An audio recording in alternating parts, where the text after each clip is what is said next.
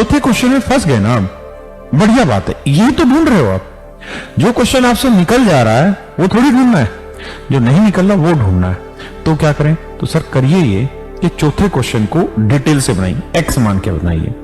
X मान के भी नहीं आ रहा, कुछ और करिए, मतलब इसमें थोड़ा सा टाइम इन्वेस्ट करिए, कम से कम 4 से 5 मिनट, 10 मिनट भी आपको लगता है, खुद से करने की कोशिश करिए। जब आप आखिरी हथियार डाल दें कि कुछ हो ही नहीं रहा, सब माथा खराब हो गया, तब जाइए आप सॉल्यूशन पे। धीरे धीरे ऐसी हैबिट डालोगे तो चीजें होंगी। आप चाहे एक दिन में परिवर्तन हो जाए, नहीं होता। पहले दिन में चीजें हो जाएंगी, नहीं होगा। मैं बहुत अच्छा पढ़ाता हूं, बिल्कुल गलत बात है। आप बहुत अच्छा पढ़ेंगे तो सिलेक्शन होगा। तो इसके लिए जरूरी है कि हर सवाल पे थोड़ा समय दें। जो जल्दी निकल जाए बेकार है, जो टाइम ले रहा है उसको पकड़ो। एक तरीके से होगा दूसरे से ढूंढो, दूसरे से होगा तीसरे से पकड़ो। जो जो मन में विचार है अप्लाई करो, फिर जाके उसके कहीं सॉल्यूशन पे आओगे आप। शिल्पकार था जो मूर्ति बनाता है, पत्थर की मूर्ति बनाता है। तो वो रास्ते से कहीं से गुजर रहा था साइकिल पे, तो उसने देखा कि कोई पत्थर पड़ा हुआ था रास्ते में। उसने उस पत्थर से कहा कि मैं आपके साथ मेहनत करूंगा और थोड़ी काट छाट करूंगा, आपको थोड़ा दर्द जरूर महसूस होगा, लेकिन मैं आप में एक भगवान की मूर्ति बना दूंगा।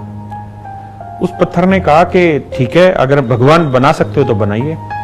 उस शिल्पकार ने धीरे धीरे मेहनत की, धीरे धीरे उसमें काट छाट करनी शुरू की, और हुआ ये कि जैसे जैसे दर्द बढ़ने लगा, उस पत्थर ने हाथ उठा दिया कि मैं इससे ज्यादा दर्द सहन नहीं कर सकता। शिल्पकार था वो, मेरे बच्चों थोड़ा और आगे गया, उसको फिर यही पत्थर मिला, ऐसा ही एक और पत्थर। उसने यही कहानी उस पत्थर को सुनाई। उस पत्थर ने कहा कि अगर कितना भी दर्द सहन करके भगवान बना जा सकता है तो मुझे बनाइए। शिल्पकार ने मेहनत की, धीरे धीरे काट छाट की, और काट छाट करते करते उस पत्थर से एक भगवान की मूर्त बनाई। उस शिल्पकार ने उस मूर्त को एक पेड़ के नीचे रख दिया। लोग आने जाने लगे, धीरे धीरे लोगों की कुछ मनोकामनाएं पूरी होने लगी। वहां एक मंदिर बना दिया। जब मंदिर बना दिया तो जो पुजारी जी थे उन्होंने कहा कि एक ऐसा कटा छटा पत्थर लेके आओ जिसके ऊपर नारियल आसानी से फूट सके।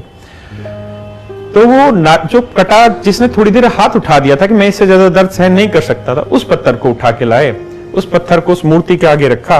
सर हम आज भी इस चीज को अपने लाइफ में यूज करते हैं कि हम डिसाइड करते हैं कि कल से हम 5 बजे उठ जाएंगे, और उठ के सुबह हमने 10 किलोमीटर की वॉकिंग करनी है या 10 किलोमीटर की रनिंग करनी है, और बस कल से तो हमने सब कुछ कर देना है। लेकिन वो होता नहीं है।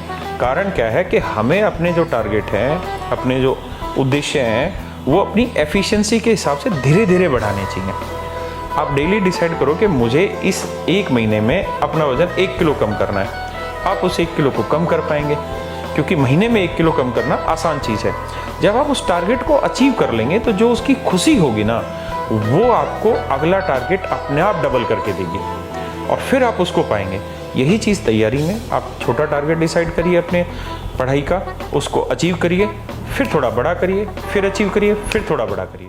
मेरे एक मित्र हैं, मैं डॉक्टर हैं, उनके पास में गया अपना इलाज कराने के लिए। उन्होंने वो कान में लगा के स्टेथोस्कोप उन्होंने छाती पे लगाया, इधर उधर किया, कमर पे लगाया, और उसके बिहार पे ही उन्होंने बताया कि भाई ये दिक्कत हो सकती है, ये इलाज कर लेना ठीक रहेगा। मैंने उनसे एक बात पूछी कि यार आप ये जो चीज लगाते हैं यहाँ पे और महसूस करते हैं, इससे क्या आपको ये ट्रेनिंग में सिखाया जाता है क्या ये चीजें, कि इसकी आवाज कुछ बदलती है क्या है? क्योंकि हमने भी खूब लगा के देखा है, कई बार खेलने की पर्पज से छोटी उम्र में, बड़ी उम्र में वैसे लगा के देखा कि कुछ महसूस होता है कि नहीं होता। हमको कुछ महसूस नहीं होता। तो उन्होंने समझाया कि वैसे ही पढ़ाई लिखाई का हिस्सा है, लेकिन ये बात कोई नहीं समझाने वाला कि कौन सी बीमारी में कौन सी आवाज आ रही होगी यहाँ से।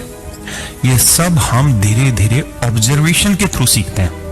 यही मेरे बच्चे आपकी पढ़ाई का काम है। तो आप कोशिश करिए कि जो मैं पढ़ा रहा हूँ इस पे थोड़ा सा घर जाके काम किया जा सके।